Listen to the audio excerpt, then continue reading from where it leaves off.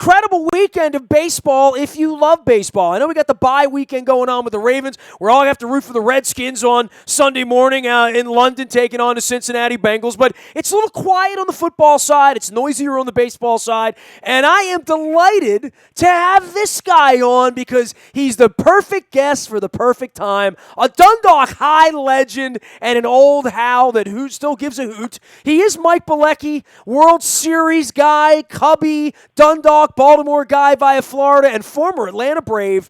Welcome back, Bilecki. What's going on, man? Imagine me calling you while the Cubs are in the middle of the World Series. Who would have thunk it, Hey, huh? what's up? What's up, home team? Go Dundalk. Go Dundalk, man. You know what? I got some. I don't stay in touch too much with my Chicago friends, but over the last couple of weeks, I've been getting a lot of Facebook requests and phone calls. But it's not to see how I'm doing; it's to see if I can get them tickets.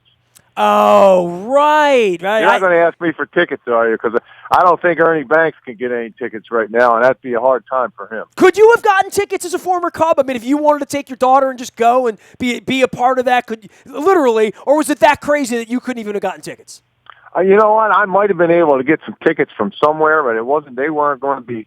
They weren't going to be freebies.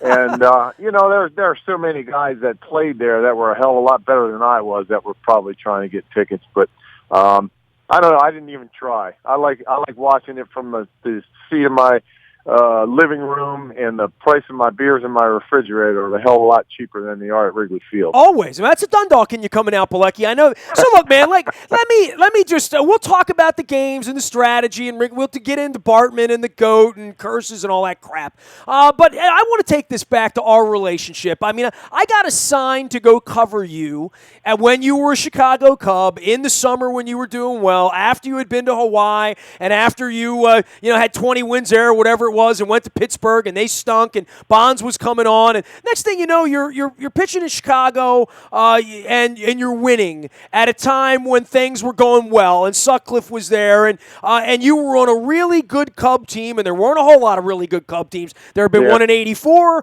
but before that, there hadn't been anything going back to Ernie Banks, all through the Billy Williams era and all that stuff. And I remember meeting you at the Hotel Hershey in Philadelphia. The Cubs were playing the Phillies. It was a doubleheader. You weren't pitching. You were really pitching well that summer. The team was good. And the one thing that you talked about was how cool it was to be a Chicago Cub at that point in your life. You're young, you're good looking, you're in the big leagues. And there was magic even about it then. 30 years later, they still haven't gotten there. It really creates quite a tale for all of you who came before, because as you said, there are a lot of people that were Cubs, but there's nobody that's ever won being a Cub. Yeah, you know, when I got traded there, it was at the end of spring training of 87, I think it was, and I was in Pittsburgh, and they were really bad. They had the drug trials going on and all that stuff, which had nothing to do with our team. It was, you know, the guys that were before us, and we were losing 100 games a year. You know, we'd get weekend crowds of about 5,000, 6,000 people, maybe more if they were giving away something. And it was just a kind of a deal that Sid Drift had come over in Pittsburgh, and I was one of the guys that were there before Sid got there, and he traded me to Chicago. And I had no idea. A lot of times when you're going to get traded, you kind of hear the rumors. And I was like, it's cool. Really didn't know a whole lot about the Cubs in their history. And I get traded in Chicago. It's like a Monday afternoon game, and there's 38,000 people in the stands, you know, and it's like, wow, this is the big leagues. And once settled in there, they just love their team, win or lose. And you know, as everybody knows, they've not been in the series in years, and they hadn't had that many good teams. But they always sold out. The fans are just probably the most loyal fans in the country.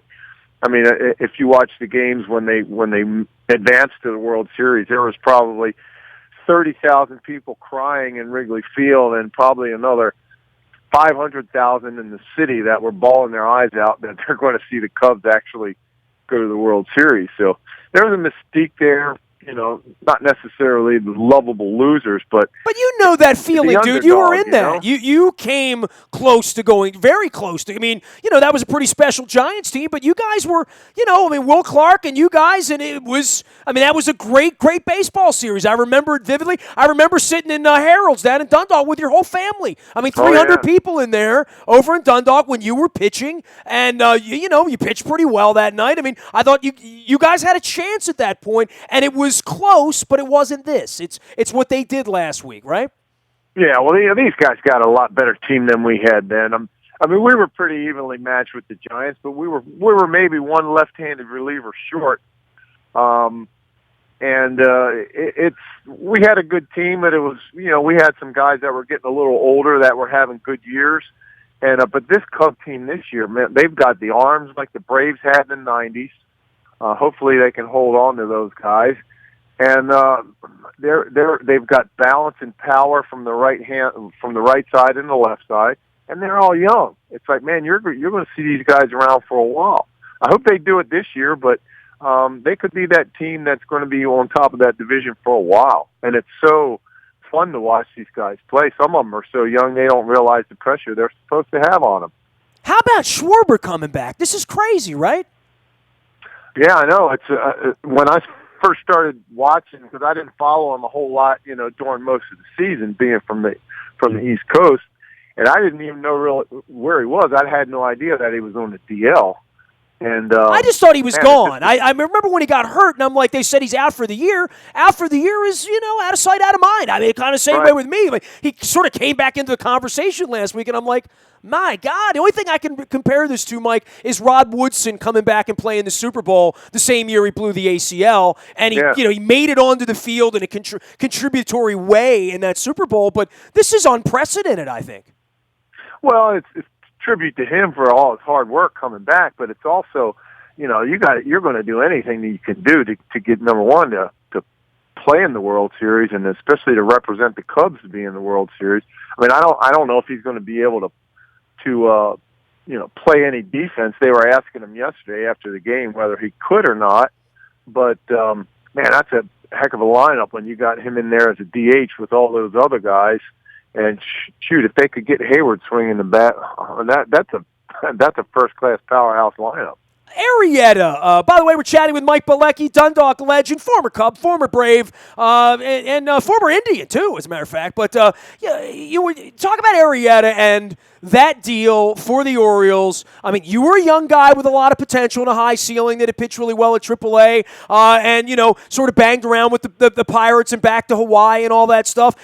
You know what that feeling is like, and for him to be this guy. Schilling was kind of that way too, sort of, banging around a little bit, and then Randy Johnson. Pedro Martinez. There's a lot of guys that didn't just come up and become the hoss from the minute they got the ball, but what we've seen from him outside of the Orioles organization, it's tough being an Oriole fan and watching him blossom in this sort of, legendary way in Chicago right now. Yeah, that's got to be one of the best turnarounds in baseball. And you got to feel so happy for the guy, because nobody likes not doing the job when you know you can do better. And sometimes it's just a change of scenery. When I was in Pittsburgh, I was pitching there and on a really fast AstroTurf field, and I was a ground ball pitcher.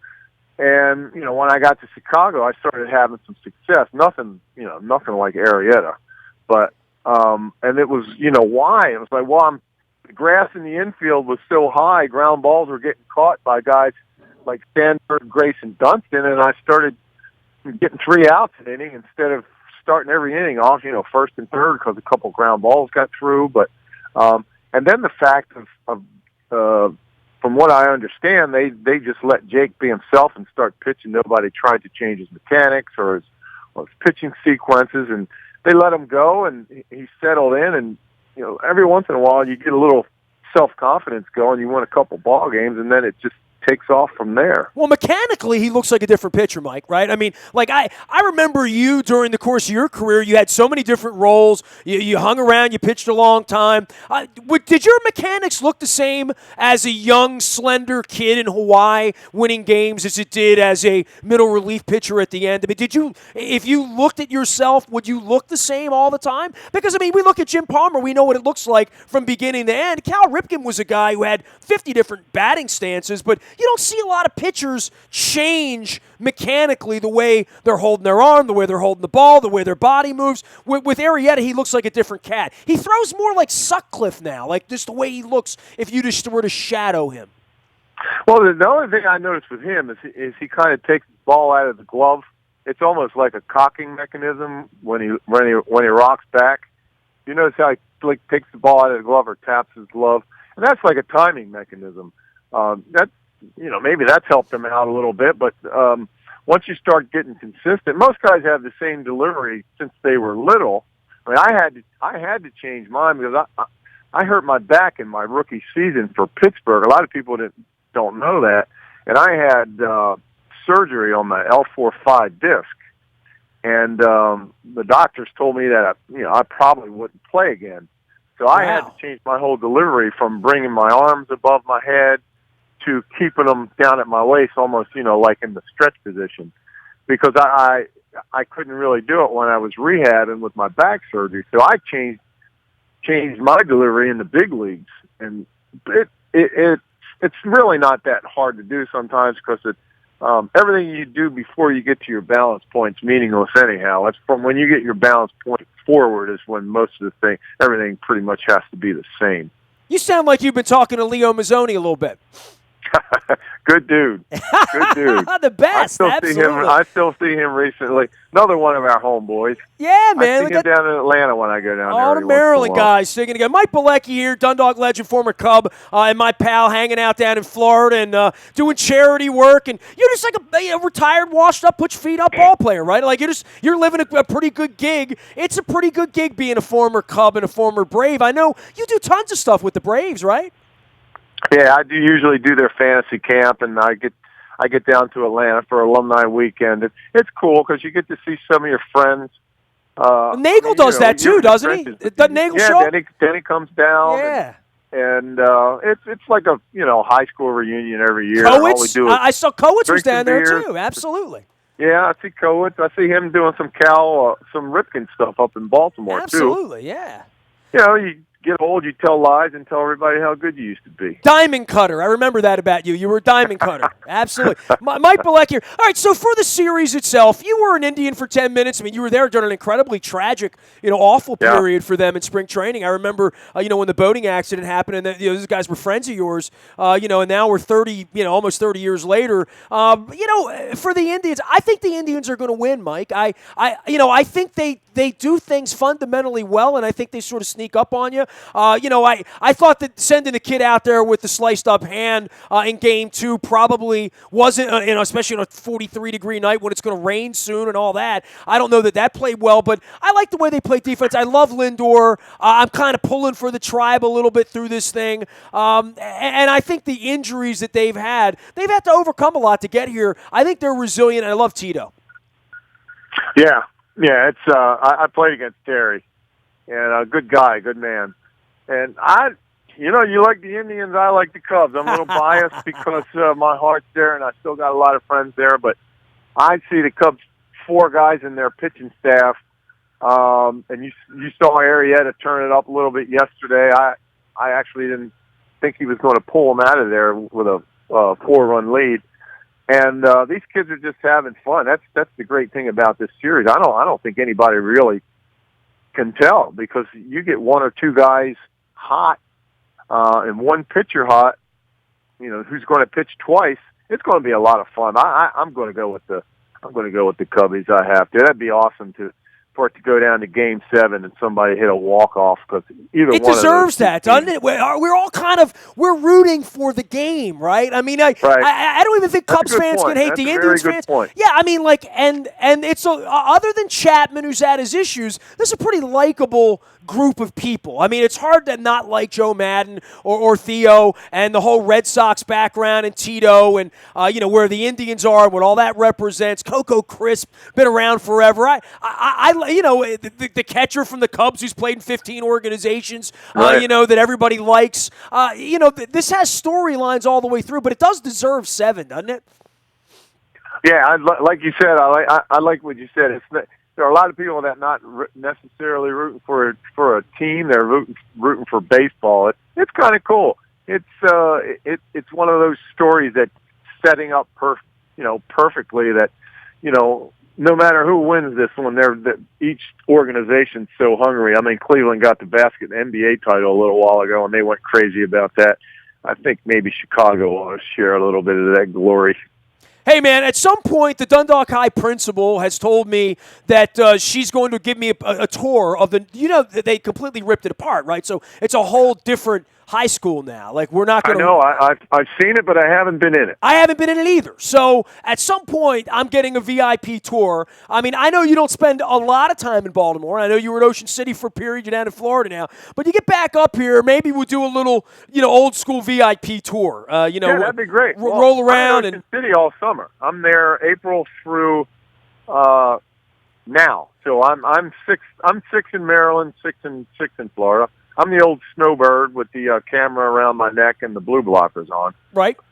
I've seen the pictures on the internet. I'm completely aware of this, Pilecki. Hey, man, you're back in Baltimore. We'll hit a game. We'll head over to Dundalk High. It's always great catching up with you, man. I appreciate our lifelong friendship here and love of baseball and of Dundalk and all things Seam. And I'll check in with you again soon. It's great having you on, man. All right, bud, awesome, and prayers to you and your family. Thank you, man. Appreciate that. It was good seeing you. Mike Pilecki, I ran into him at BWI last time having a coffee last year. We're catching up. He's out on Twitter, but as he says, he's just an old guy watching baseball at this point. He's doing a golf tournament with Wounded Warriors down in Florida. Does a lot of charity work, a lot of old baseball guy stuff. Great having Mike Pilecki on. We're too old Dundalk guys here, cranky old Dundalk guys at this point. You can find me out in the Bayou Toyota Audio Vault 24 hours a day from anywhere in the world on your mobile device by downloading the TuneIn radio app. We do come in crystal clear. The morning newspaper delivers to your email inbox each and every morning at 7 a.m. That is powered up by Planet Fitness. I'm going to be out at Buffalo Wild Wings and Owings Mills on Monday night. I'm in New York all weekend. We'll be tweeting about the ball games, watching the bye weekend, rooting against Marvin on Sunday morning. As much as it pains me to be a Redskins fan, I'll trade in my card for 3 hours just to help the Ravens out. And we need this bye weekend. Make no mistake about it. Nasty at WNST.net finds me. Twitter, Facebook, LinkedIn, Snapchat, Instagram, streaming live on Facebook Live, as well as on our YouTube WNSTV channel. And don't forget, if there's any breaking news, it happens first on the WNST tech service. That is brought to you by Coons Ford of Security Boulevard. Dennis drives you home on Thursday. I'm driving you home right now. We are WNST.net, AM 1570, and WNST Taos in Baltimore. And we never stop talking Baltimore sports.